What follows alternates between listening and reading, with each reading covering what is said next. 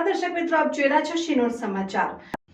ડેડિયાપાડાના ધારાસભ્ય ચૈતર વસાવા સામે Rajpadi police station બાદ અંકલેશ્વર જીઆઈડીસી પોલીસ સ્ટેશનમાં વધુ એક ફરિયાદ નોંધાતા પોલીસે આગળની કાર્યવાહી હાથ ધરી છે।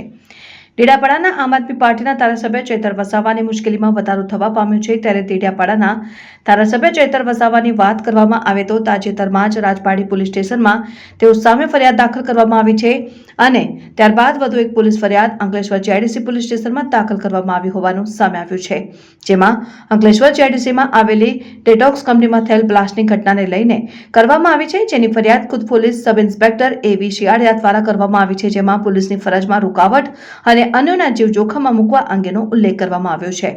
ડેડિયાપાડાના ધારાસભ્ય ચૈતર વસાવા સામે અલગ અલગ બે ફરિયાદ નોંધાવતા પોલીસે કાયદેસરની કાર્યવાહી હાથ ધરી છે, ત્યારે પોતાની સામે નોંધાયેલ પોલીસ ફરિયાદને લઈને ડેડિયાપાડાના ધારાસભ્ય ચૈતર વસાવાએ પોતાની પ્રતિક્રિયા આપી હતી। રિપોર્ટર દિનેશ વસાવા, સિનોર સમાચાર ન્યૂઝ, ડેડિયાપાડા। અંકલેશ્વર જીઆઈડીસીમાં આવેલ ડેટોક્સ ઇન્ડિયા પ્રાઇવેટ લિમિટેડ કંપનીમાં ગત તારીખ 3/12/2024ના રોજ બપોરના 12:40 બ્લાસ્ટ થાય છે, ત્યારે ત્યાં કામ કરનાર કામદારના પરિવારનો સાંજે 4 વાગે મારા પર ફોન આવે છે, ત્યારે અમે કંપની પર 4:30 વાગ્યાના અરસામાં પહોંચીએ છીએ, ત્યારે ત્યાંના મેનેજમેન્ટ, ત્યાંના ઉપસ્થિત પ્રાંત અધિકારી, સેફટી અધિકારી અને પોલીસ વિભાગના અધિકારીઓને અમે જણાવીએ છીએ કે કોનું મૃત્યુ થયું છે, કોને ઈજા થઈ છે, એની જાણકારી એમના પરિવારોને આપવામાં આવે। ત્યારબાદ 4 લોકોના મૃત્યુ થયા હોવાના નામ સહિતની જાણકારી ત્યાંના યુનિટ મેનેજર અમને આપે છે। એ પરિવારોને અમે બોલાવીએ છીએ, એમની દયનીય હાલત જોઈને કંપનીને અમે માનવતાની રાહે એ પરિવારોને વળતર આપે એવી માંગ કરીએ છીએ। વળતરની જાહેરાત થયા બાદ જ એ ડેડ બોડી અમે સ્વીકારીશું એવી અમે માંગ કરીએ છીએ। ત્યારે કંપની પણ એમના મેનેજમેન્ટ ઓથોરાઇઝ સાથે વાત કરીને એમને વળતરની જાહેરાત કરે છે, બાદમાં પીએમ કરાવીએ છીએ અને એને એ બોડીઓને અમે અગ્નિ સંસ્કાર માટે મોકલી આપીએ છીએ।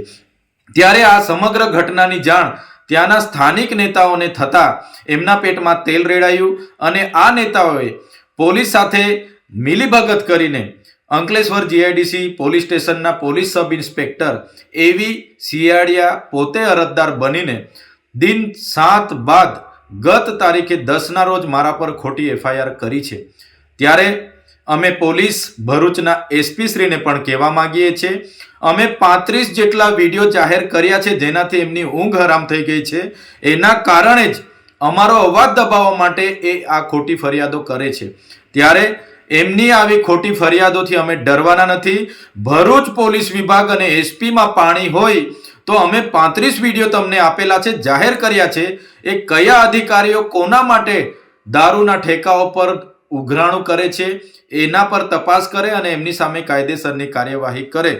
ચૈતરભાઈ વસાવા એમની ટીમ પર એફઆઈઆર કરવાથી અમારો અવાજ દબાઈ જવાનો નથી। ભરૂચની જનતાનો આ અવાજ છે, સંવિધાનનો અવાજ છે, ભરૂચના કામદારો, બેરોજગારોનો આ અવાજ છે।